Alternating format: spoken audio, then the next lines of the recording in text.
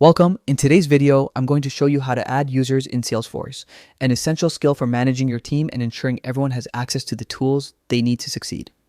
Adding users correctly can streamline your workflow and improve collaboration across your organization.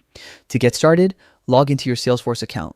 Once you're in, look for the gear icon in the top right corner. This is your gateway to the setup menu where all administrative magic happens. Click it, and from the drop-down, select Users under the Administer section. This is where all your team's accounts are managed. On the Users page, click Add New User. You'll be asked to enter the email address of the person you want to invite. Accuracy here is key. Mistyped emails can cause confusion. Next, choose the profile for your new user. Salesforce offers options like System Administrator or Standard User. If your new team member needs full access and control, choose System Administrator. For general access to everyday functions, Standard User is perfect. Make sure the role matches their responsibilities. Once everything looks correct, click Send Invitation. Salesforce will email the user an invitation to join your organization. It's a good idea to let them know to check their inbox and their spam folder just in case.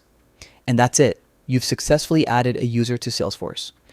This process is quick, efficient, and will help you manage your team more effectively. Mastering this simple skill makes your role as a Salesforce administrator much smoother and keeps your team productive. Thanks for watching and happy user managing.